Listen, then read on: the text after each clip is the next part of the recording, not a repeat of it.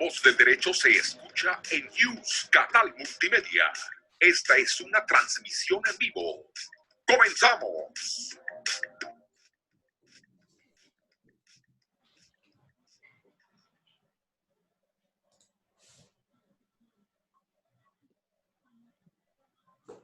¿Qué tal, queridos amigos? ¿Cómo están? Sean bienvenidos a su programa de Rutas y Retos de Legalidad, en donde todas las personas nos juntamos para aprender el derecho, los temas jurídicos y materias afines a la misma. Este programa es de la Secretaría Académica de la Facultad de Derecho de la UNAM, conducido en lo general por la doctora Sonia Venegas, titular de esta dependencia, y soy su amigo Juan Negrete, y como siempre es un gusto y un privilegio para mí poder estar platicando con ustedes a la distancia de temas muy interesantes como es el de hoy. Vamos a hablar con un gran especialista, un gran abogado reconocido pues a nivel internacional y sobre todo pues conocido ya por propios y extraños, como decimos, sobre técnicas de litigación en materia civil, ya que pues él es un experto en derecho procesal que está con nosotros y es un gusto darle la bienvenida al maestro José Bonet Navarro desde España, ya en estas horas de la noche por allá. Déjenme decirles que pues él es licenciado y doctor en Derecho, fue magistrado suplente de Audiencia Provisional de Valencia de 1999 a 2007, es abogado y asesor jurídico de diversos ámbitos, sobre todo también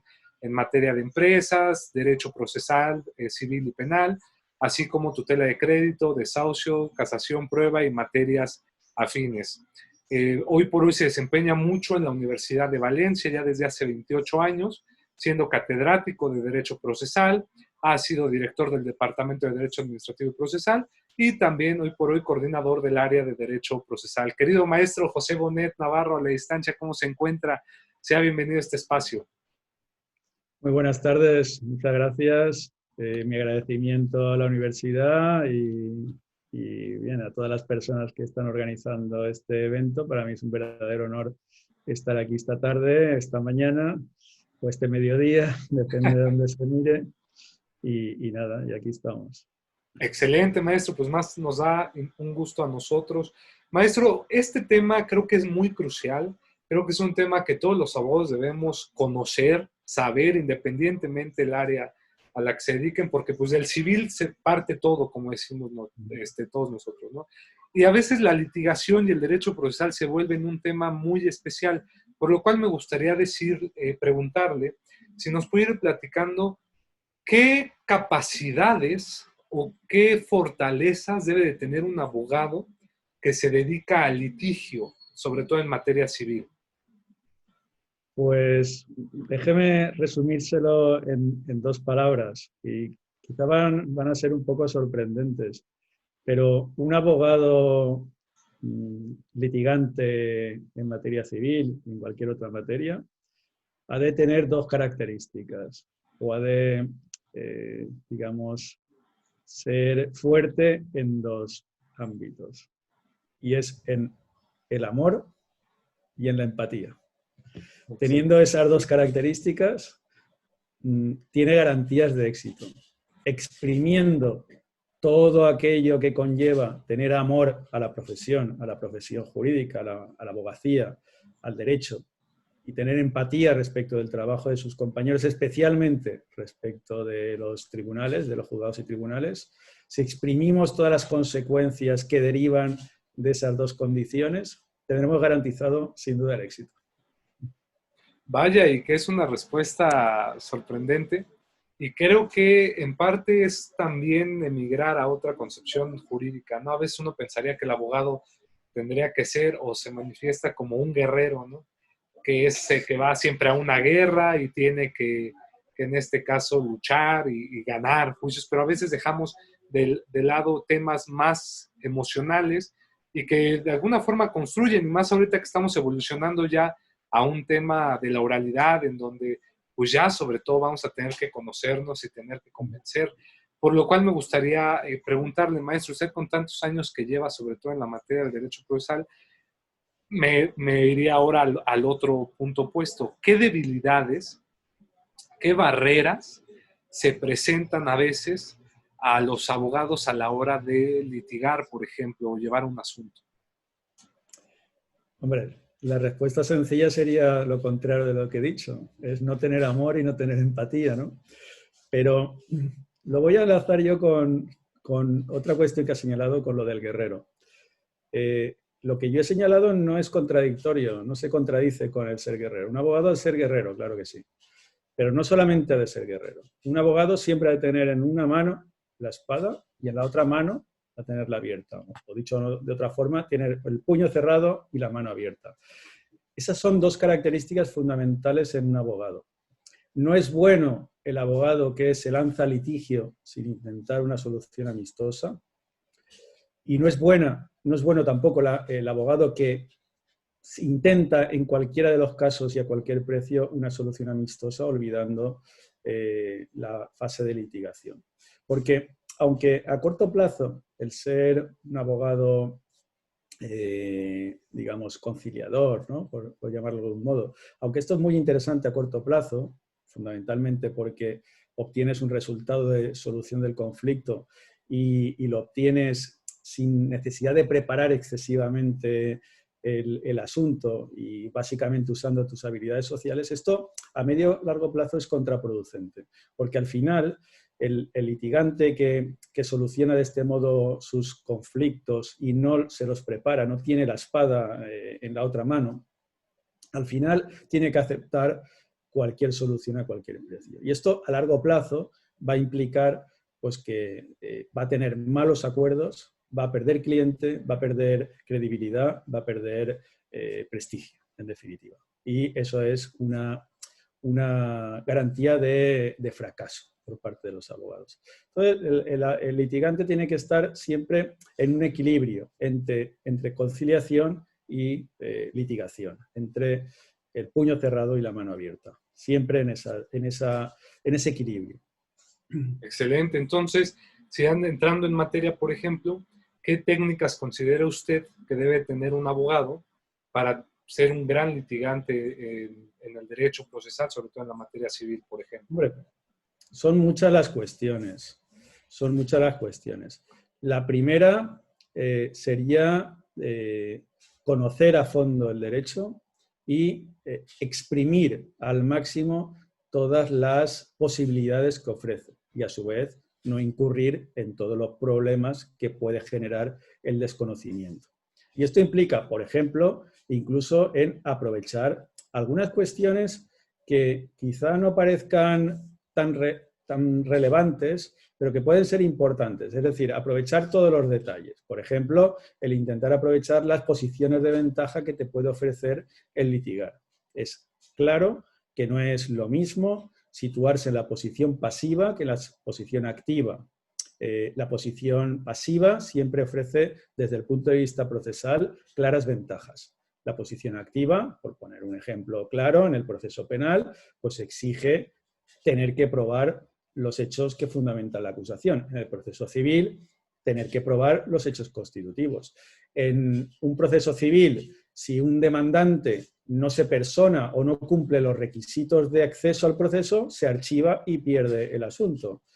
En un demandado que no se persona o no cumple con los requisitos de personación, el proceso sigue, se le declara en rebeldía, pero a lo mejor puede hasta que gane el pleito. ¿Por qué puede ganar el pleito aunque no esté ni siquiera personado, aunque no ejercite el derecho de defensa? Pues porque si el demandante no es capaz de probar sus hechos constitutivos de la pretensión, no se le estimará la demanda, por lo tanto perderá el demanda. ¿Qué significa esto? Pues que si el demandante no comparece, pierde seguro, si el demandado no comparece, pues a lo mejor no pierde y gana. Y sobre todo por el tema de la actividad probatoria. Por lo tanto, no es baladí situarse en la posición activa o en la posición pasiva. Nosotros, ante una expectativa de conflicto, podemos preparar nuestras posiciones de modo que nos podamos situar en la posición pasiva en lugar de la activa. Por ejemplo, dos empresas donde tienen un suministro y un suministro defectuoso, tenemos dos opciones. O bien resolver el contrato, o bien formular una demanda situándonos en la posición activa para que se cumpla correctamente el contrato. Si resolvemos el contrato y dejamos de pagar y contratamos con otro, en ese caso nos podríamos situar en la posición pasiva, ¿no? Esta alternativa pues siempre es, desde el punto de vista estratégico, más ventajosa. Y así se podrían citar numerosos ejemplos. En definitiva, aprovechar todas las posiciones de ventaja que nos pueda ofrecer el ordenamiento jurídico y exprimirlas al máximo, incluyendo los detalles, porque al final muchas veces el éxito o el fracaso de un proceso se determina por los detalles. Y aquí es donde están, pues, bueno, el resultado de hacer un buen trabajo. Por supuesto, partiendo de la base de que se conoce el derecho y de que se ha hecho un importante esfuerzo probatorio, porque la diferencia entre el abogado que gana pleitos y el que los pierde, pues está precisamente en los esfuerzos que hace y especialmente en el esfuerzo en la carga de la prueba. Por ejemplo, maestro, sin duda las destrezas a la hora del litigio pues pueden ser varias, como lo señalaba usted, pero, por ejemplo, uno de los problemas que más se presenta, sobre todo en los abogados, y he visto que es como generalmente, no, ni siquiera en una cuestión o en una zona geográfica a nivel mundial, sino es, por ejemplo, que a veces salen de las universidades los jóvenes y el problema se torna en 3 puntos, ¿no? Que quieren litigar, pero no saben cómo debe estudiarse, por ejemplo, un asunto, cómo redactar, por ejemplo, los agravios o en este caso los conceptos que uno busca impugnar y demás, y sobre todo cómo relacionar el tema de las pruebas, ¿no? Entonces, en este punto, por ejemplo, usted con su experiencia, ¿qué podría recomendar para poder, pues obviamente, empezar a litigar bien, saber redactar y obviamente comprender el porqué de las pruebas y cómo se vinculan las pruebas con el dicho de nuestros clientes o nosotros como abogados? Vuelvo al comienzo, es exprimir el amor a la profesión y la empatía. Y esto tiene muchísimas consecuencias. Si tú tienes amor a la profesión, si tú amas el derecho, si tú amas la abogacía, estarás trabajando 10 horas y te parecerán 10 minutos. Si tú no amas a la profesión, no amas el derecho, no amas la abogacía, estarás trabajando 10 minutos y te parecerán 10 horas. Si tú estás trabajando 10 horas y te parecen 10 minutos, porque te gusta lo que estás haciendo, seguro que te vas a estudiar bien los temas, seguro que vas a preocuparte por exprimir al máximo todas las posibilidades que te ofrece el derecho y vas a hacer un buen trabajo, especialmente en materia probatoria. Y esa es, de entrada, la mayor posibilidad que tenemos, y es esforzarnos, es trabajar a fondo. Los asuntos no se resuelven porque sí. Cuando alguien tiene un tema, primero tiene que estudiárselo. Y tiene que estudiárselo partiendo de una formación básica, digamos, de base, de entrada, que además se va actualizando constantemente. Es decir, siempre tenemos que estar estudiando. Y además tenemos que prepararnos nuestro caso concreto a fondo, ¿no? A fondo en relación con las posibilidades tanto legales como jurisprudenciales y, por supuesto, también doctrinales en el caso de que sean necesarias, ¿no? Y luego es el tema de la empatía. Y esto es un tema que tendríamos que reflexionarlo y que podemos sacarle muchas consecuencias. Nosotros estamos presentando escritos o estamos presentando exposiciones orales a una persona o a un tribunal o a un conjunto de personas que tienen muchísimo trabajo. Muchísimo trabajo. En los juzgados que funcionan, los jueces, generalmente, o los juzgados que funcionan razonablemente bien, los jueces trabajan incluso los fines de semana, los sábados y los domingos, quitándole tiempo a la familia para llevar el asunto en condiciones. Nosotros, cuando le presentamos esos escritos o cuando formulamos esas exposiciones orales, en su caso, tenemos que estar pensando que es una persona que tiene una carga de trabajo importantísima y que le tenemos que facilitar el trabajo en la medida de lo posible.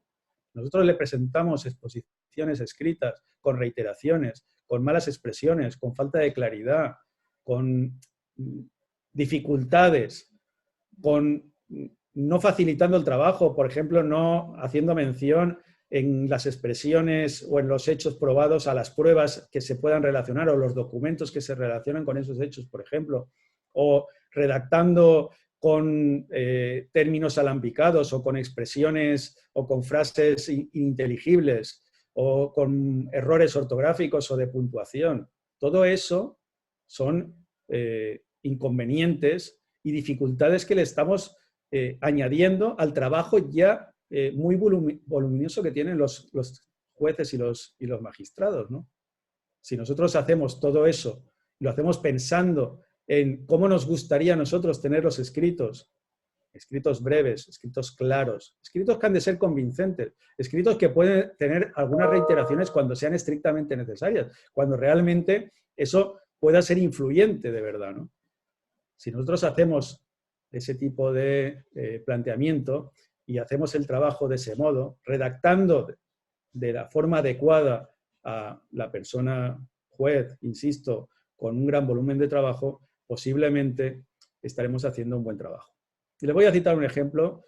Creo que en México, si no me equivoco, todavía los procesos civiles son escritos, si no me equivoco, pero bueno, imagino que también alguna intervención oral. En cualquiera de los casos, por poner un ejemplo muy evidente, en los procesos orales en general y concretamente en los españoles, desde luego, existe en el proceso ordinario la fase de conclusiones, que se realiza al final de la actividad probatoria. Pues bueno, pues lo fácil, lo sencillo, después de la fase de conclusiones, o la fase de alegatos, llamada alegatos o como se llame, los abogados habitualmente se limitan a repetir la demanda. Y cuando son macroprocesos, cuando son multitud de abogados, estas fases de alegaciones pues, se pueden dilatar durante varios días. No se pueden imaginar lo inútil y contraproducente que es eso, cuando la finalidad de los alegatos y de las conclusiones no es repetir una demanda que ya se tiene por escrito, que ya se han leído los jueces y que ya se la conocen perfectamente. La actividad de conclusiones es hacer una evaluación crítica de la actividad probatoria a los efectos de facilitar la valoración probatoria por parte del juez. Obviamente una valoración probatoria interesada, porque nosotros como abogados somos partes y lo que queremos es que el juez valore las pruebas en el sentido que a nosotros nos interesa, que es fijando los hechos que nosotros hemos intentado probar y no fijándose los hechos que ha intentado probar la parte contraria. De modo que tenemos que poner en valor nuestra actividad probatoria y tenemos que criticar o poner en disvalor la actividad probatoria realizada por la parte contraria, a los efectos de ayudarle al juez en la valoración de la prueba. De ese modo estamos ayudándole al juez. De este modo estamos haciendo un trabajo adecuado, facilitándole el trabajo al juez. Si nosotros lo que hacemos es repetir la demanda, lo único que hacemos es perder el tiempo. Y el juez, yo les aseguro que el juez se molesta con esto. Y en caso de duda, siempre, si está molesto con alguna de las partes, pues no parece que sea un contexto muy adecuado para que falle a favor de la parte que le molesta, ¿no? Entonces, bueno, esta es una actividad que tendríamos que reflexionarla, ¿no? Y vaya que sí, querido maestro. Sobre todo no perder en cuenta que pues, tenemos que ser muy precisos siempre en lo que vamos a defender y en lo que vamos a decir. ¿Qué otra técnica de litigación importante considera deben de tener los abogados postulantes o litigantes, maestro? Pues fíjese, algo que parece en la vida común como algo que no es positivo, pero que en el proceso es absolutamente imprescindible, que es hacer un prejuicio. Hacer un prejuicio. Se dice, hombre, los prejuicios ¿no? Pues no son buenos en la vida cotidiana, ¿no? Pero en el ámbito del proceso es imprescindible hacer un prejuicio. Un prejuicio en el sentido de hacer un juicio intelectual de cuáles van a ser las expectativas de éxito de nuestra pretensión. Es decir, tenemos posibilidades de vencer en el pleito, ¿qué tanto por cien aproximado tenemos de vencer? Y eso es, digamos, hacer un juicio hipotético del futuro proceso lo más adecuado a la realidad posible. En realidad esto no es tan complejo porque al final todo se reduce a 2 puntos. Fíjese que es casi todo muy sencillo, ¿eh? Casi todos son 2 cosas. En este caso son hechos y derechos. Hechos y derechos. Entonces tenemos que hacer un prejuicio sobre los aspectos fácticos. Básicamente tenemos posibilidades de fijar los hechos.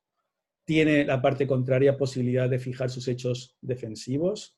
Entonces, tenemos pruebas. ¿Qué pruebas tenemos? Documentos, qué testigos, qué pericias, qué reconocimientos pueden hacer falta. En fin, qué elementos probatorios tenemos. Y además tenemos posibles. Luego el testigo pues, nos podrá declarar una cosa u otra y a lo mejor tenemos sorpresas. Pero bueno, más o menos podemos hacer un juicio hipotético lo más aproximativo posible. La parte contraria tiene posibilidades de fijar sus hechos. Esto respecto a los elementos fácticos, ¿no? Para fijar hechos. A partir de ahí, contamos con preceptos que genéricamente expresados en la norma se apliquen a estos hechos y tengan las consecuencias que nosotros pretendemos. En función de todo esto, y obviamente según los criterios jurisprudenciales y según la jurisprudencia, ¿no? Entonces, una vez hayamos elaborado este juicio, este prejuicio hipotético, tendremos aproximativamente nuestras expectativas de éxito. Y esto es imprescindible controlarlo y además lo más cercano a la realidad posible para tomar decisiones estratégicas adecuadas. Les voy a poner un ejemplo. Si nosotros tenemos grandes expectativas de éxito porque tenemos material probatorio sobrado, tenemos normas que avalan nuestra pretensión, tenemos interpretaciones jurisprudenciales que van en la línea que nosotros defendemos, ¿no? Aunque siempre pueden pasar cosas extrañas, ¿no? Pero en principio tendríamos la pretensión ganada, ¿no? O la pretensión, o muchas expectativas, o altísimas expectativas de éxito en el litigio judicial, ¿no? A la hora de tomar una decisión para llegar a un acuerdo extrajudicial, si nosotros tenemos grandes expectativas y a los efectos de alcanzar un acuerdo extrajudicial cedemos gran parte de nuestra pretensión a los efectos de obtener una solución extrajudicial, posiblemente habremos tomado una mala decisión. Si nosotros, por el contrario, tenemos pocas expectativas y adoptamos un acuerdo extrajudicial y cedemos poco y lo conseguimos, pues habremos tenido un altísimo éxito, ¿no? Lo bien cierto es que nosotros hemos de saber cuáles son, del modo más aproximativamente posible, cuáles van a ser nuestras expectativas de éxito en el litigio a los efectos de tomar decisiones fundamentalmente para no excedernos. Y esto me estoy refiriendo tanto en una mediación, como una conciliación, como una transacción, como cualquier otra posibilidad que se nos pueda ocurrir o que pueda existir para solución extrajudicial de los conflictos. Si nosotros no conocemos estas expectativas de éxito, estaremos tomando decisiones a la palpa. Estaremos actuando de forma intuitiva. Y a lo mejor tenemos suerte y nos sale bien, pero será por suerte. Y nosotros lo que tenemos que es eliminar en la medida de lo posible todos los aspectos que tengan que ver con la suerte. Nosotros somos profesionales, hemos de ser rigurosos y tenemos que tomar decisiones lo más rigurosas y lo más cercanas a la realidad posible, ¿no? Por lo tanto, nosotros necesitamos conocer de una forma lo más precisa posible nuestras expectativas de éxito y a partir de ahí podremos tomar decisiones como litigar o no litigar, como si litigamos o si solucionamos el conflicto, pues a ver cuál va a ser el alcance del sacrificio que nosotros podemos llegar para obtener una solución extrajudicial o si nos va a interesar o no, pues acudir a las vías judiciales correspondientes. Por ejemplo, maestro, ahorita usted decía esta cuestión de saber decidir si un asunto se debe litigar o no se debe litigar. Me gustaría, por ejemplo, preguntarle aquí, ¿considera usted que existe alguna estrategia o recomendaciones que usted dé para cuando un abogado dice, ¿sabes qué? Ya tengo un asunto y este asunto, por lo que yo veo, sigue, se puede litigar. ¿Qué estrategias o qué puntos tendría que tomar el abogado litigante para hacer el estudio de un asunto, por ejemplo, en materia civil? Por ejemplo, si es fundado en un contrato, por ejemplo, ¿no? Y que para poder hacer una estrategia legal, por ejemplo. Hombre, yo creo que es lo que acabo de decir. Tendría que valorar cuáles son las posibilidades de éxito de la pretensión, tanto desde el punto de vista fáctico como jurídico, ¿no? ¿Yo qué pretendo? ¿Me da cobertura el ordenamiento jurídico a mis pretensiones? Y además de eso, tengo aptitud para poder fijar los hechos a los efectos de que un juez pueda reconocerlo eventualmente. Y a partir de ahí, pues en función de esas posibilidades, pues tomar decisiones. Por supuesto, me tengo que estudiar el asunto para poder valorar desde un punto de vista jurídico si me corresponde, y también fáctico, ¿no? Si tiene fundamento mi pretensión, y a partir de ahí pues ya puedo tomar decisiones.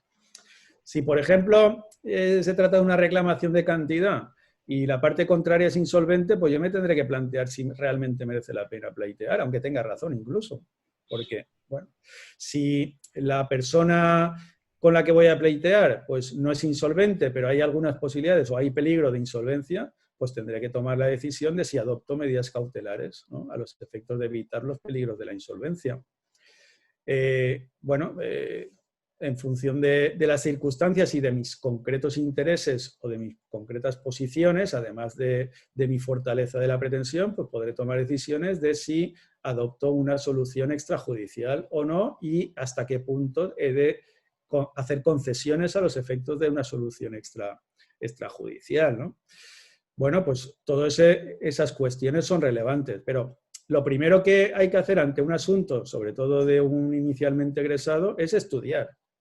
Y estudiar antes de egresarse. Yo a mis alumnos en la facultad, que son de grado, ya se lo digo, tienen que empezar a estudiar en este momento, pero no crean que van a terminar de estudiar después del examen. Después del examen es cuando tienen que estudiar más. Lo que pasa es que se les va a examinar de otro modo. Se les va a examinar pues, cuando realicen actuaciones, cuando presenten un escrito en un juzgado y después cuando se dicte una sentencia, que sería como la nota que van ustedes a obtener, ¿no? Y además han de seguir estudiando siempre. Cada uno de los asuntos se han de estudiar. Incluso después de la jubilación hay que seguir estudiando para prevenir el Alzheimer. Es decir, estudiar siempre. Y estudiarse los asuntos, estudiarse... hacer estudios de base, digamos, de formación básica, de formación jurídica general y luego el asunto concreto que nos vaya correspondiendo. Eso es lo primero. Y luego hacer juicios hipotéticos de los éxitos del litigio y luego tomar decisiones estratégicas. Es un poco convertir lo que se suele hacer de forma intuitiva, de forma aproximativa, de forma más o menos lógica, pues hacerlo de un modo un poco más riguroso, si es posible, ¿no? Y tener claro que hemos de hacerlo. Un abogado experto que ya tiene muchos años en sus espaldas de asuntos, pues más o menos cuando ve un asunto ya con un fogonazo ya sabe más o menos cuáles son las expectativas de éxito porque tiene mucha experiencia y tal. Pero esto mismo se puede y se debe hacer pues, de una forma más sistemática y más rigurosa, ¿no? Para tener una idea más aproximativa todavía, más próxima a la realidad de cuáles son las expectativas de éxito y eso es lo que nos va a permitir tomar decisiones. Y una vez entramos en el litigio, pues hacer un buen trabajo, en definitiva. Las consecuencias de lo que yo señalaba antes del amor, ¿no? Si tú estás haciendo lo que te gusta, lo estás disfrutando, pues vas a hacerlo bien y vas a hacerlo con el tiempo necesario, con la preparación suficiente y además en unas condiciones idóneas para su estimación, ¿eh? De modo que el juez pues le facilites el trabajo y digamos que, aunque esto no te garantice el éxito, pero sí que te lo puede aproximar o te lo puede facilitar de algún modo, haciéndole el trabajo cómodo al juez, explicando de forma clara, de forma concisa, de forma, por supuesto, convincente y, como no, de forma partidista, por supuesto, pero de forma que se le facilite el trabajo al juez y que el juez no sienta que se le está dando trabajo extraordinario o innecesario, porque entonces el juez, con razón, se molesta. Y a nosotros no nos interesa un juez molesto. No se trata tampoco de ser sumiso, no se trata de ser pelota, no se trata de no recurrir cuando tiene razón. Lo que hay que hacer es ganarse el respeto y el respeto se hace trabajando bien. Eso no implica que no se pueda recurrir y que se deba recurrir y que se pueda molestar lo que sea necesario, pero siempre actuando con conocimiento y con rigurosidad. Es decir, no generar el sentimiento de que se está perdiendo el tiempo. Y esto es el grandísimo error que cometen muchos abogados, porque además es más cómodo muchas veces. Lo cómodo, bueno, pues yo a veces me sorprendo, entro a despachos de abogados que no veo libros. Digo, pero ¿cómo se puede ser abogado sin tener libros? Bueno, claro, con la informática y todo esto, con los libros digitales quizá, ¿sí? Pero, o abogados que tienen un asunto y llaman al compañero para que les pase una demanda similar, para copiársela, ley del mínimo esfuerzo. Bien, todo esto, pues bueno, si tienes amigos que te pasan demandas, pues está bien, ¿no? Pero no te has de conformar en copiarlas, básicamente por dos razones, porque puede contener derecho derogado y sobre todo porque quizá el compañero no haya explotado todas las posibilidades que te ofrece el ordenamiento jurídico. Nosotros tenemos que estudiarnos bien el asunto. Eso puede ser un complemento, una ayuda, me refiero a eso como a cualquiera de los formularios que se pueden utilizar y que suelen utilizar los abogados, sobre todo en sus inicios profesionales, ¿no? Pues bueno, pues al final se trata de eso, ¿no? De amor y de empatía, vuelvo a insistir, porque todas estas claves de litigación todas rondan en relación con el amor y con la empatía.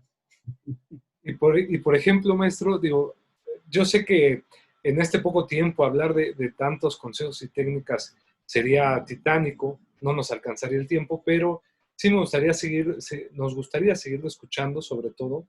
¿Qué otra recomendación, aparte de la que nos ha dado, de las que ya nos ha dado, que han sido sobre todo muy, muy claras y obviamente que se vinculan a estos dos principios fundamentales que hablábamos al inicio, pero qué otras recomendaciones le das a estos abogados? Porque mire que prácticas a veces hay muchas y esas prácticas a veces no generan nada bueno y los abogados se pierden, ¿no?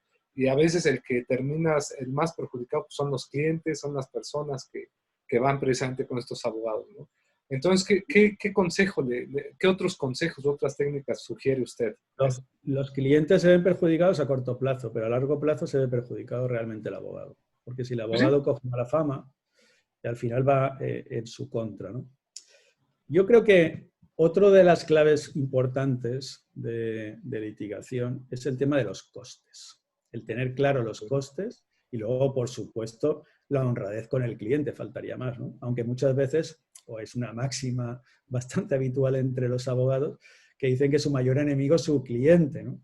Bueno, puede ser en alguna ocasión, ¿no? Pero bueno, hacer una evaluación de los costes, porque todo litigio implica costes, ¿eh? Y no solamente me refiero a costes económicos, aunque principalmente, también los costes personales, ¿eh? Tener un litigio, y especialmente en determinadas personas, en la mayoría, pero especialmente en algunas, pues genera colesterol, genera tensión arterial y puede generar enfermedades, incluso infarto de miocardio, ¿no? Es decir, tiene un coste personal de salud. Como mínimo, genera ansiedad y dormir mal, ¿no? O dormir intranquilos, ¿no?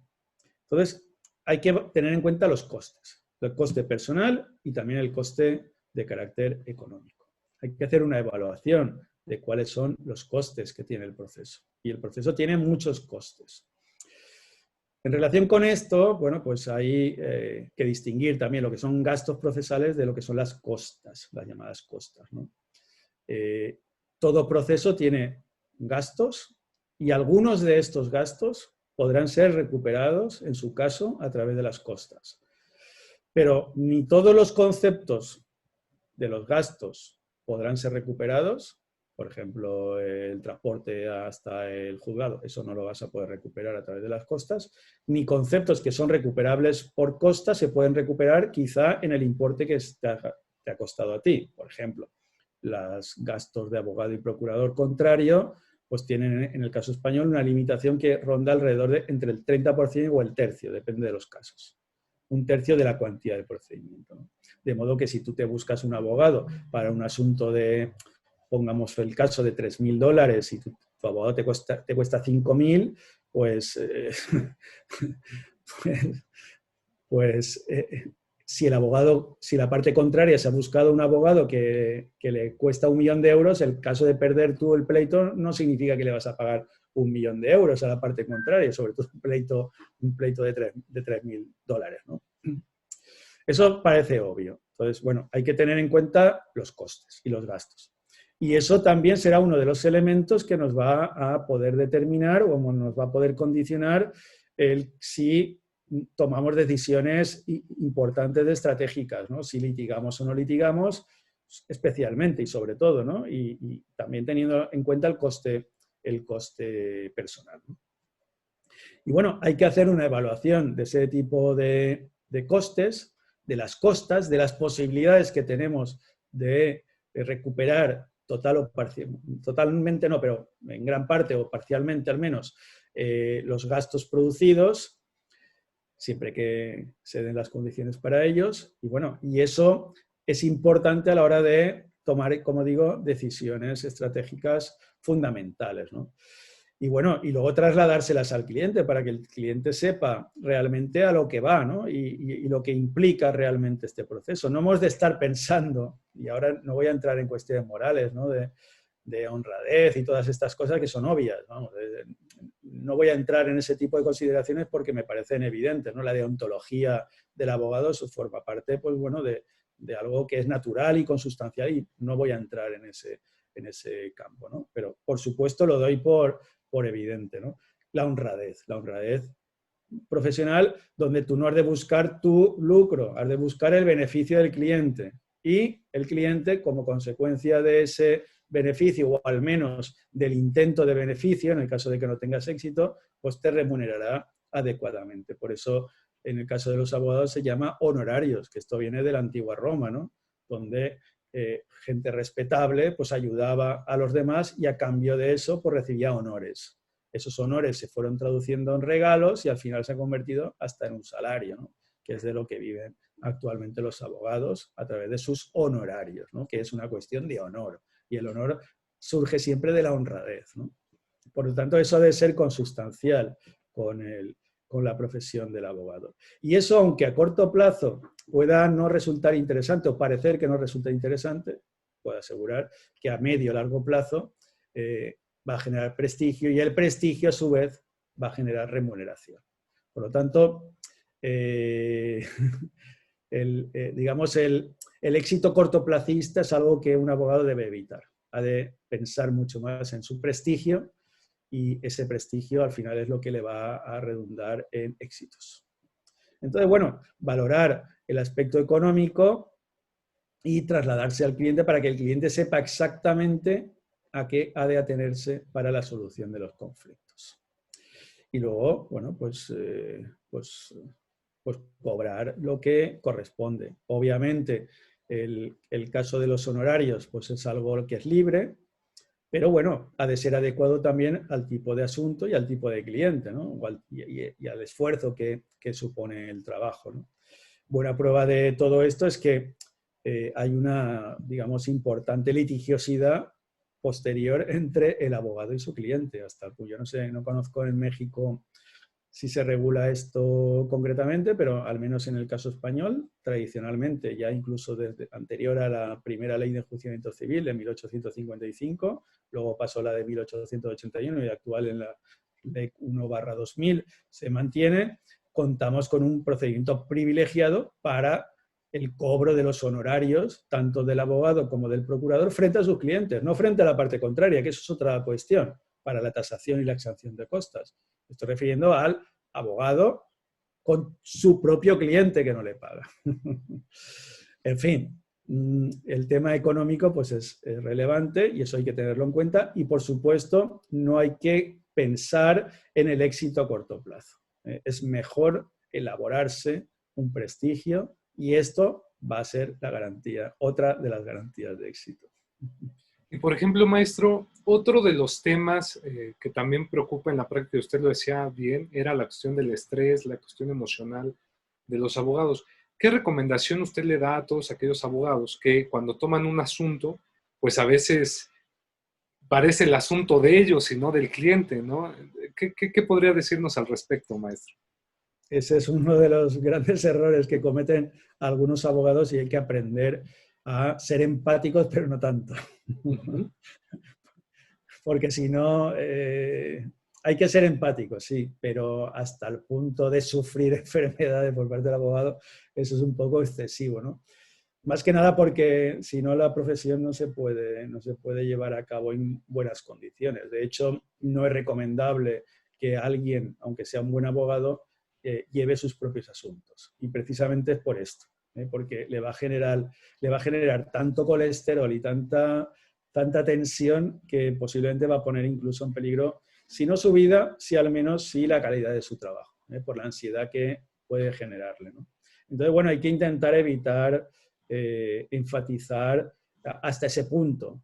Hay que comprender, hay que intentar ayudar, hay que ser empáticos, pero relativamente empáticos. Hay que hacer un buen trabajo porque tenemos que pensar que somos profesionales y hemos que defender los asuntos de un modo profesional, ¿no? Entonces, bueno, pues profesional, pero con cierta separación personal, porque si te implicas excesivamente personalmente, pues eso tampoco garantizará el éxito. Más bien hará que no se haga un buen trabajo realmente. Exactamente, concuerdo con eso, maestro. Usted ha escrito muchísimos libros. Déjenme decirles que el maestro José Bonet pues tiene ya una gran bibliografía en materia, sobre todo procesal. Y me gustaría, ya hay un libro, no recuerdo ahorita con exactitud el nombre, donde también hace un estudio de la prueba o refiere las pruebas. Entonces, me gustaría preguntarle, maestro, ¿cuál sería el secreto de las pruebas para el abogado en un litigio civil? ¿Qué debe observar el abogado a la hora de las pruebas? Lo que tiene que hacer, claro, es sobre todo pensar que la diferencia entre un abogado exitoso o que gana pleitos o no, principalmente, o la parte más importante, porque luego están los detalles que también cuentan, pero sobre todo la diferencia entre el abogado que gana pleitos y el que no los gana está en lo que se esfuerza en la prueba. Porque por mucho que queramos, si no podemos fijar hechos, por mucha razón que tengamos, por muchas normas que tengamos, por mucha formación que tengamos, por muchos libros que hayamos leído, por mucha jurisprudencia que nos sea favorable, si no conseguimos fijar hechos, no podrán aplicarse las normas sobre esos hechos. Por lo tanto, al final, muchísimas veces tenemos razón, pero no somos capaces de probarlo. Y, por supuesto, nos tenemos que esforzar muchísimo en conseguir las pruebas. Y eso implica, pues, un trabajo importante de enseñarle a nuestros clientes que han de ser cuidadosos primero con los documentos, porque sobre todo en el proceso civil la prueba documental sería la más relevante, ¿no? La que nos va a ofrecer mayores posibilidades de conseguir estimaciones de nuestra pretensión. Y luego, en otro tipo de pruebas, pues bueno, conocer cuál es el valor que suelen tener aproximadamente, ¿no? Pues sabemos que la prueba testifical pues no suele tener demasiado valor, al menos en el proceso civil, porque, bueno, pues se parte ya de la premisa de que suelen ser amigos o suelen ser conocidos o pueden entrar fácilmente en contradicciones. Pues el saber aprovechar o requerir cuando sea necesario una prueba pericial, cuando sea estrictamente cuando sea necesario, ¿no? En fin, saber cuáles son los medios de prueba con los que contamos e intentar aprovecharlos. Y sobre todo, pues bueno, pues hacer una búsqueda cuidadosa de estos elementos, recopilarlos, pedirle al cliente pues, que te aporte todos los documentos que disponga y luego, bueno, cuando sea necesario cualquier tipo de prueba, especialmente pues la pericial, que también es bastante relevante, o no sé, un reconocimiento judicial, o incluso cuestiones como en el tema de la prueba electrónica, ¿no? Pues asegurarnos de que el juzgado va a poder reproducir esa prueba electrónica y si no, pues facilitar por nuestros propios medios, los medios de reproducción de la prueba, por ejemplo, ¿no? En el caso de que, no sé, que el juzgado pues, no disponga de un lector de disquetes, ¿no? Yo qué sé, o de USB, pues bueno, pues intentar pues que con carácter previo, pues cerciorarnos de que dispone de esos medios y en el caso de que no los disponga, pues intentar aportarlos o al menos pues traer un perito que pueda acreditar pues que efectivamente lo que contiene ese USB pues es el documento electrónico correspondiente, por decir algo, ¿no? Entonces, al final se trata pues eso de ser cuidadosos, ¿no? y de trabajarnos, recopilar la información, recopilar los elementos probatorios, la fuente de prueba y luego incorporarlos como medios de prueba en el proceso a través de las formas que sean necesarias. Excelente, maestro José Bonet. Y pues digo, ya para ir cerrando, porque el tiempo nos va correteando y se nos adelanta, me gustaría preguntarle si nos pudiera dar alguna otra técnica que no hayamos dicho ya ahorita durante el programa y una conclusión que usted quisiera darle a todos esos abogados que están en el litigio y los próximos que aún no saben lo que es litigar, pero quieren litigar próximamente, llámese estudiantes o abogados que apenas van encaminándose. Pues así en general yo reiteraría el intentar adelantarnos a los acontecimientos, ¿no? En el caso concreto de los recursos, pues bueno, nosotros, cada uno, cuando uno litiga, pues lo hace con la intención de vencer en el pleito, como es obvio, ¿no? Pero a veces, pues esto no es posible en primera instancia, ¿no? Los asuntos son complejos, los jueces son personas y como personas son imperfectas, ¿no? Y pueden cometer errores, ¿no? O incluso, bueno, pues a lo mejor no tenemos razón. Lo bien cierto es que en muchas ocasiones, pues no obtenemos un éxito en primera instancia. Entonces se nos plantea la cuestión importante de ¿hemos de impugnar las resoluciones? ¿O es interesante, es conveniente impugnar las resoluciones? Bueno, pues sabemos que impugnar las resoluciones es un paso añadido de dificultad, porque en segunda instancia ya vamos a tener más problemas que en la primera. y, por supuesto, si no vencemos, si el recurso no se estima, pues esto va a generar pérdida de tiempo y sobre todo pérdidas económicas. Es decir, siempre vamos a tener cada vez más dificultades, ¿no? Bien, a tal efecto, pues tenemos que valorar también, y esto lo relaciono con lo que señalaba antes del prejuicio en primera instancia, también tenemos que hacer un nuevo prejuicio en el tema de los recursos para conocer las expectativas de éxito del mismo. Y para esto, bueno, pues tenemos que tener en cuenta algunos elementos que son los más relevantes, ¿no? Primero es el tipo de recurso, pues, donde bueno, pues no todos los recursos van a tener, o medios de impugnación van a tener las mismas posibilidades de éxito. No es lo mismo un recurso devolutivo que uno no devolutivo. Uno no devolutivo difícilmente va a tener posibilidades de éxito porque si el propio juzgador es el mismo que ha dictado la resolución impugnada, pues va a ser difícil que cambie su criterio, ¿no? Salvo que se trate de errores palmarios, ¿no? O patentes, ¿no? En el caso de los recursos devolutivos, y además si los recursos son ordinarios, pues ahí tenemos más posibilidades de que se pueda revisar las resoluciones. Alrededor, en el caso español, los recursos de apelación tienen unos porcentajes de éxito que van entre el 20 y el 30% aproximadamente. Un recurso de reposición, las expectativas de éxito que tenemos son del 5%, como mucho, ¿no? Y porque se trata de asuntos que se recurren en reposición, pues que son bastante claros, ¿no? Bien, ese sería el primer elemento que tendríamos que valorar. Luego también el caso de la infracción, pues, fáctica y jurídica, un poco lo mismo, ¿no? Cuanto mayor sea el error en la sentencia, tanto fáctico como jurídico, pues mayores posibilidades de éxito tendremos en la resolución. Al final, un poco lo mismo. Y luego entrarán en cuenta otros factores como el esfuerzo que hayamos puesto, nuestra técnica, nuestra calidad en cuanto al recurso y también un poco la personalidad que tenga el juzgador, ¿no? Que sea más formalista, que sea más, no sé, que haga interpretaciones o que tenga determinados criterios en un sentido u otro. Todo esto lo tendremos que ponderar a los efectos de conocer cuáles son las expectativas de éxito del recurso y a partir de ahí tomar la decisión de si recurrimos o no y en cualquiera de los casos trasladarle a nuestro cliente por las posibilidades que tenemos de vencer en el recurso o no. Teniendo en cuenta que, como digo, que en la segunda instancia o en otras impugnaciones las posibilidades o las facilidades que nos ofrece el ordenamiento jurídico son menores que incluso en primera instancia. Por poner un ejemplo claro, en un recurso de apelación, si nosotros vencemos en el recurso, no habrá condena en costas. En cualquier otro caso habrá condena en costas. Es decir, lo mejor que nos puede pasar es que no haya condena en costas. Y lo normal, que es lo que ocurre en el mejor de los casos, en el 70% de las ocasiones, es que seamos condenados en costas. Pues esto lo tiene que conocer el cliente, ¿no? Bueno, pues eso sería, por último, mi última recomendación en cuanto a los temas de impugnación, ¿no? Y yo al final, como conclusión, pues es que, aunque parezca muy obvio, pero es que todo lo que lleva aparejado esas dos palabras con las que he iniciado esta conversación es que la resumen perfectamente. Hay que tener amor y hay que tener empatía. Es así de sencillo. Y hay que exprimir y explotar al máximo todo lo que estas dos palabras significan e implican, ¿no?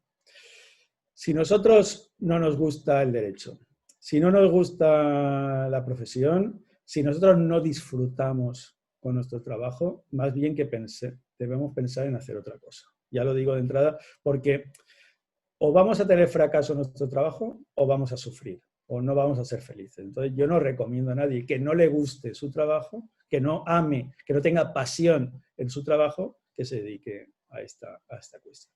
Y luego que piense un poco en los demás y que piense y haga los hechos o realice sus actuaciones, realice sus escritos como le gustaría que a él se las hicieran. Es así de sencillo. Esto es básicamente lo mismo que dijo Jesucristo hace muchos años. O sea, no es que esté inventando nada, es que está todo inventado.